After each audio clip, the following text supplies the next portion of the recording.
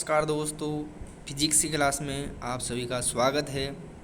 आज हम दर्पण के बारे में पढ़ेंगे, तो चलो स्टार्ट करते हैं।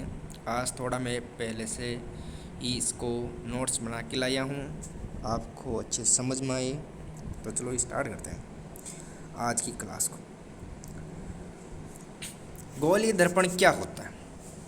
गोलीय दर्पण क्या होता है इसके बारे में आज हम चर्चा करेंगे। ठीक है, गोलीय दर्पण होता क्या है इसके बारे में मैं देखना है। तो गोलीय दर्पण होता है किसी गोले का एक भाग जिसके एक पृष्ठ को पॉलिश किया हो, दर्पण कहलाता है। गोलीय दर्पण कहलाता है। यहाँ पे क्या है? गोलीय दर्पण कहलाता है। गोलीय दर्पण कहलाता है मतलब कोई भी एक गोला है, उसके अगर एक भाग है जिसकी पृष्ठ है, उसको अगर हम पॉलिश कर देते हैं। यहाँ पे एक गोले का भाग मतलब किससे ले सकता है? कांच ले सकता है। जो क्या होता है, एक गोले का भाग होता है कांच।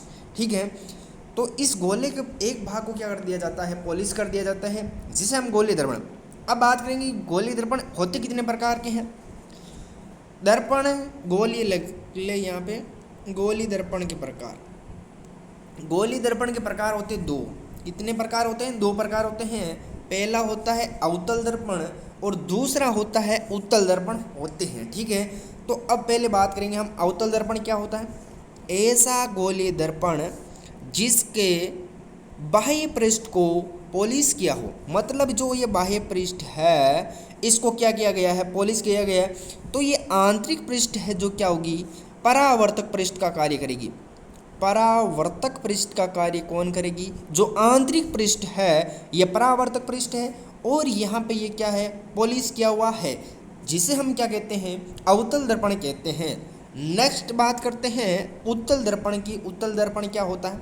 ऐसा गोलीय दर्पण या पृष्ठ जिसके आंतरिक पृष्ठ पर पॉलिश की हो, अर्थात जो आंतरिक पृष्ठ है इसको हम क्या करते हैं? पॉलिश कर देते हैं। तो ये बाह्य पृष्ठ क्या होती है? परावर्तक पृष्ठ का कार्य करती है।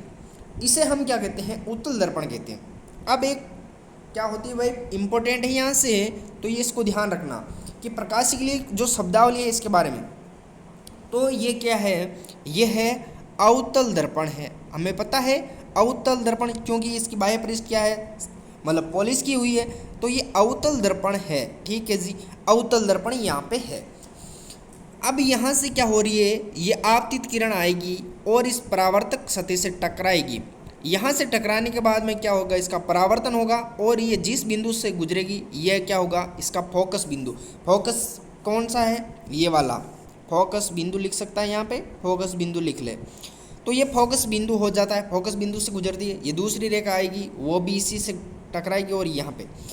अब यहाँ से फोकस और ध्रुव पी कहाँ पे? ये वाला ध्रुव पी है जो यहाँ पे। इन दोनों के मध्य की दूरी क्या कहलाती है? हमें पता है, फोकस दूरी कहलाती है। फोकस दूरी कैसे कहलाएगी जी? यहाँ फोकस बिंदु है, फोकस बिंदु और ध्रुव है, तो ध्रुव से यहाँ पे फोकस के मध्य की दूरी फोकस दूरी कहलाएगी। और जो आर है, आर रेडियस कहलाएगी, मतलब इस गोले की त्रिज्या कहलाएगी, वक्रता त्रिज्या है। और यहाँ पे जो सी है ये है इसका केंद्र, गोले का केंद्र है, तो वक्रता केंद्र आ गया, ध्रुव पी आ गया। और जो ए बी है जो क्या है? मुख्य अक्ष का कार्य करेगी ए बी। तो इसके बारे में हमने आज चर्चा कर ली। अब बात करते हैं आगे की, तो देखते हैं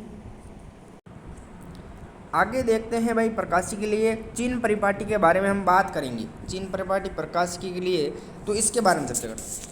तो हमें ध्यान रखना है, जो भी दूरियां ऊपर की ओर जाएगी, ऊपर की ओर ऊंचाई मतलब अक्ष एक्सिस से ऊपर ली जाती है, वो हमेशा क्या होती है? ये पॉजिटिव हो रहेगी।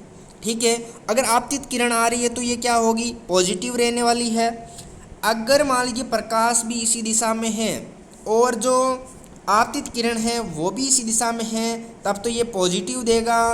अगर प्रकाश किस तरफ चल रहा है? इस तरफ जा रही है आपतित किरण, और प्रकाश क्या है? इसके विपरीत दिशा में है, तो ये दूरी क्या होगी जी?